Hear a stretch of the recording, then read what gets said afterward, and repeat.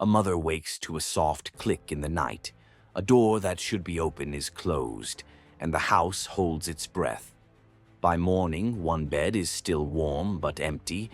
A window sits slightly ajar with a thin smear of red on the frame, and a single piece of a child's underwear lies outside in the grass. No footprints in the hall, no broken glass, no sound loud enough to wake anyone up. If no one heard an intruder break in, who moved through that room? And how did an 8-year-old vanish without crossing her own doorway? Welcome to Fractured Files, where small hours change lives and quiet houses keep terrible secrets. Tonight's case follows a missing child from a bedroom in Midwest City, Oklahoma, through years of false trails and costly mistakes, into a late break that finally named the man who climbed through a window and stole a life. The name did not bring a grave. The truth came without a map. Kirsten Hatfield was born on February 12, 1989, in Midwest City. Her father left soon after her birth. Her mother, Shannon, carried the heavy part of raising a newborn with help from her parents.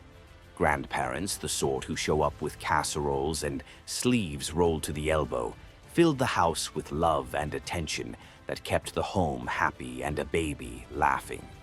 When Kirsten turned 2, Shannon and her little girl moved into a place of their own. Later, there was another marriage, another daughter named Faith, and another split that left Shannon caring for 2 children. The girls shared a room. Their bed sat in a space with a window that looked out toward the small patch of yard behind the house. Shannon slept in the room next door. Kirsten learned early to help. She brushed Faith's hair, fetched a cup from the kitchen when tiny hands were tired, and understood the difference between being bossy and being a good big sister. She was 8 years old in the spring of 1997, a chatter of school day stories one minute, and a careful, protective pause the next when Faith needed to catch up. On the evening of May 13th, Shannon followed the routine. Teeth brushed, nightgowns straightened. A story when both girls could keep their eyes open at the same time. Faith fell asleep fast. Shannon didn't want to wake her with the sound of pages turning, so she kissed Kirsten goodnight, reminded both girls she'd be in the next room, and left the bedroom door slightly ajar. She always did. If someone whispered, "Mom," she wanted to hear it. Around 3 a.m., something woke her. A noise from the girls' room that made her stand before her feet, decided what they were doing. She stepped into the hall. The sound stopped. The door that had been left open was closed. She frowned, eased it open a crack, saw the shadowed shapes of 2 beds, and decided not to enter. Waking one child can wake the other. She went back to sleep. By 6:30 a.m., morning light sat on the hallway carpet. Shannon went to rouse the girls. Faith blinked awake. Kirsten's bed held only the shape of where a body had been. Shannon asked, "Where's your sister?" Faith didn't know. Shannon searched the house with a speed that tripped on rugs and bumped door frames. Bedrooms, bathroom, closets. She checked outside. She called friends, the ones whose kids played with Kirsten. No one had seen her. She called her father. Had Kirsten walked over in the night? Number. He told her to call the police. He was on his way. Officers arrived within minutes. At first, they did what small-town police do when a child isn't where she should be. They looked for the easiest explanations. Hiding in a closet, curled behind a chair with a blanket, a short, quiet walk to a neighbor's porch. Midwest City hadn't seen a child taken from her own bedroom. Cases like that lived in the national news, not on the next street over. The bedroom told a different story. The window was slightly open. Drops of blood marked the frame. Outside, in the grass a few yards from the house, officers found a piece of children's underwear with blood on it. Shannon recognized it. The small unknown in the hallway became a larger one in the yard. This was a kidnapping. They called more officers to the scene. Neighbors were interviewed. No one had seen headlights sweep the wall at 3 a.m. No one had heard a truck idle outside. One person remembered a dog barking sometime around that hour, a house across the street where a dog's gruff warning lifted and fell in the quiet. The detail mattered because it held something the rest of the night didn't, a sound that might have greeted a stranger. Investigators asked a psychologist to sit with Faith. She was 3. She could say only one clear thing about what she had witnessed, and she said it over and over. A bad person came and took my sister. It was the most important sentence in the room, but it didn't carry a face, a name, or a car color with it. Detectives went back to the beginning because that is where most answers live. They rebuilt the family's recent weeks, the circle of people who came and went, and the parts of Shannon's life that strangers would judge quickly. She had struggled with drugs in the past. The question that followed was ugly but necessary. Did someone take Kirsten to hurt the mother? Was this a debt that came due in a violent way? Or worse, had the mother arranged a handoff? Shannon denied both possibilities. She said she had been clean for a long time and that she would never give her child to anyone. Detectives did not clear her quickly, but they also didn't find evidence to hold her. The public call went out. Local news carried the story, then regional stations picked it up. Flyers went onto poles and into shop windows. The phone at the police department began to ring. Hundreds of leads stacked up. Detectives went down the list and found what every detective knows they will find. Most calls were thin, shaped by fear more than fact. Then a tip cut differently. A woman said her boyfriend had threatened her during an argument. He had said, "If you don't do what I say, I'll do to you what I did to Kirsten Hatfield."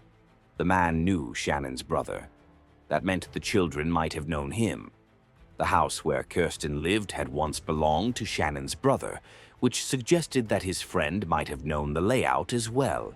He had a history that wasn't tidy, drugs and an assault that had put his name in police reports. It felt like more than smoke. He said he'd been at a bar that night. Police checked. Witnesses confirmed he was there until around 4 a.m.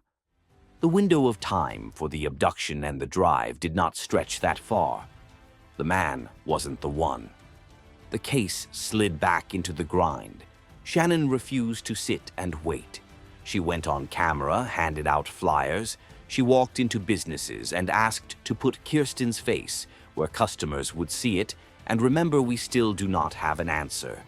She tried to thread her way upward through the state's layers, asking for meetings that might move resources her way. The word no arrived more often than yes. Some businesses said company policy didn't allow flyers. A meeting with the governor never materialized. She rallied volunteers and opened a small center to organize the effort to keep the story alive. Some volunteers stole money. Some lied about the work. Some treated the cameras as mirrors. Yet Shannon kept going. Years passed differently for mothers of missing children. At some point, she understood that the day would likely come with no reunion attached. She enrolled in college anyway and earned a degree in criminology. She became a parole officer. The work came from two places at once: a need to protect people from those who the system would release, and a citizen's faith that answers are built by people with badges and notebooks who know where to look. She believed the man who took her daughter had a record. She studied violent offenders in her town and the surrounding towns, looking for a pattern to catch the corner of a memory. The work sat next to her grief. It produced no name. Every so often, police reopened the file. New detectives read old notes. New algorithms aged a child's face forward on a screen so that neighbors could picture who she might be if she were alive. The hope attached to those age-progressed images rarely survived the walk to the parking lot. Without remains, no one could say with certainty what had happened in that room. Then a call came that sounded like a break that ends stories. In 2014, a woman told the police that her grandmother had died. While sorting through her belongings, she found a diary. In the diary, the grandmother wrote that her son had confessed to killing Kirsten. The pages were thick with specifics, too many and too clear to dismiss as imagination. He had taken the girl from her bedroom, driven her to a nearby town where he owned a house, assaulted her, and killed her. The details of the attack covered pages that left seasoned detectives quiet when they set the diary down. The account also said the crime had been recorded on videotape. They brought the man in. He denied involvement. He said he knew who did it and that the girl had been killed in his ex-girlfriend's house. He gave the address. Detectives got a warrant. Forensics went in first with luminol, a chemical that glows in the presence of trace blood, even if weeks of cleaning have tried to erase it. When the lights went down and the spray went up, the house lit like a Christmas tree. Blood everywhere. Patterns on the walls that matched, point for point, the diary's description. Technicians pulled up floorboards and cut squares from stained wallpaper. They sent everything to the lab. They brought ground-penetrating tools to the yard and turned dirt they hoped would hold what the family needed most. Inside, they found a box with hundreds of videotapes. They watched them, all of them. Nothing related to a murder. Excavations returned nothing either. No remains, no bones. The lab called with a final blow. The blood wasn't human. It was animal. The case jolted back to its starting line. Whether the diary had been an unwell person's fiction or a cruel prank, the result was the same. Time lost. Hope bruised again. The file went quiet until the summer of 2015, when a new detective, Darryl Miller, took it. He read the reports carefully. Somewhere in those pages, a small detail lifted its hand. He saw that evidence collected in 1997 had never been tested. There had been blood on the girl's windowsill and blood on the underwear found outside. The items had been stored in the evidence warehouse for nearly 2 decades. For whatever reason, they had never gone to a lab. Perhaps someone had assumed the blood belonged to Kirsten. Perhaps budgets had kept cases like this from going into the queue. Miller sent the samples for testing. The call that came back changed everything. The blood on the windowsill belonged to a male. So did the blood on the underwear. Not Kirsten, not a family member. Someone else had bled in that room. The profile went into the FBI's database. No match. That could mean the man had never been convicted of a qualifying offense, or his crimes came before certain systems stood up.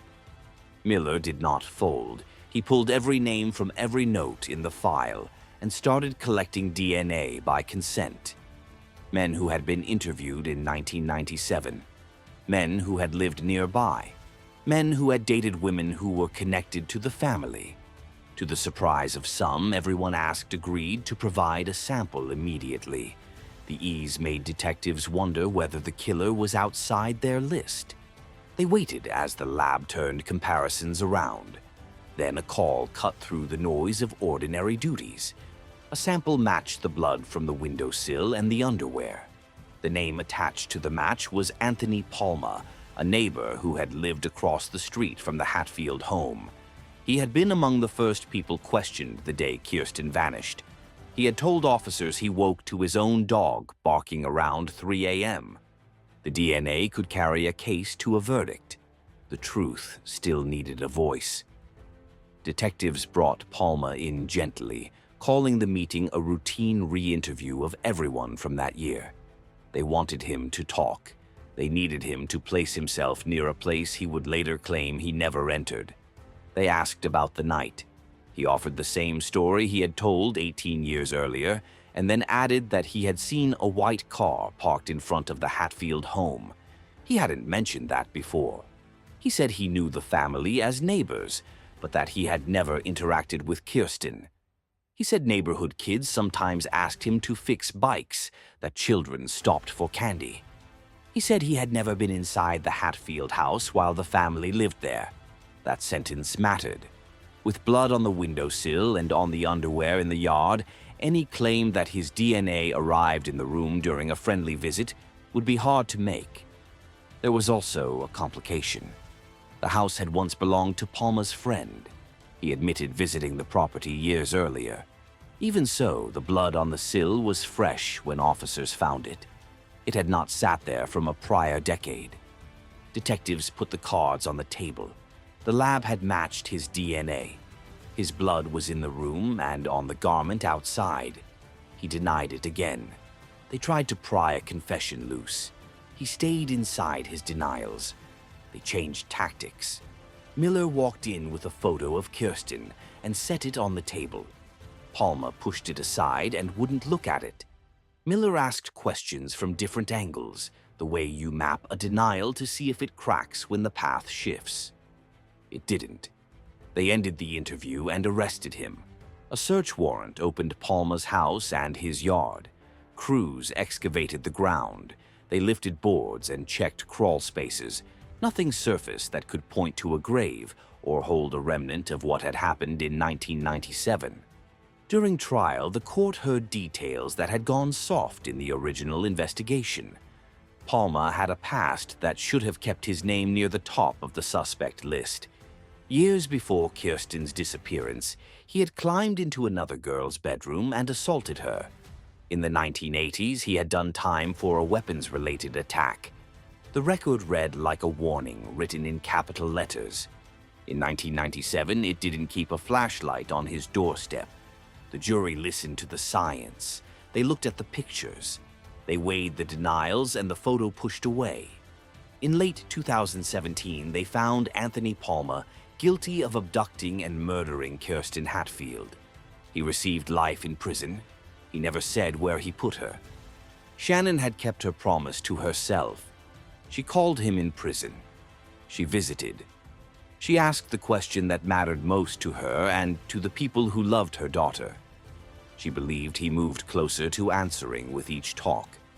He never did. In early 2019, a cellmate killed Anthony Palmer. The man who had placed blood on a little girl's windowsill took the map with him. The search for remains continues, shifted into a different mode. Palmer had worked for the parks, spent time in rough ground where footpaths fade and the scrub swallows footprints by noon. He knew places where hands could lift earth that would not be seen for years. Now the best hope was the one that hurts to say. A hunter, a hiker, someone walking a dog in a remote stand of trees. A chance discovery that would allow a mother to bury her child. Look back down the timeline and a few decisions stand up against the rest. A door left open each night so a mother could hear when her daughters stirred. A door found closed at 3 a.m., but not investigated. A window heaved up an inch and touched by blood. A piece of underwear carried out into the yard. A neighbor who said he woke when his dog barked. A set of eyes that missed his record when it mattered most. A box in an evidence warehouse that waited far too long to meet a lab's light. The day those vials finally went out, the case changed. There were also the detours that taught their own lessons. A diary that took cops into a house where luminol glowed like holiday lights because animals sometimes bleed in ways that look like human brutality when the lights go down. Hours spent with videotapes that had nothing to do with the murder of a child. Dirt turned where no bones waited. Those were the wrong roads you have to drive to get to the right one, and they cost time that can't be bought back. If there is any comfort to borrow from this story, it is narrow. Persistence matters. Evidence storage matters. New eyes on old files matter. So does the hard truth that a verdict can arrive without a recovery, that justice, as far as courtrooms count it, can exist alongside the unquiet knowledge that a body is still somewhere out there. This is Fractured Files. If this deep dive mattered to you, if careful detail honors victims and the truth, please like the video, subscribe to the channel, and share it so more eyes stay on cases like this. New investigations are on the way. Stay safe and stay watchful.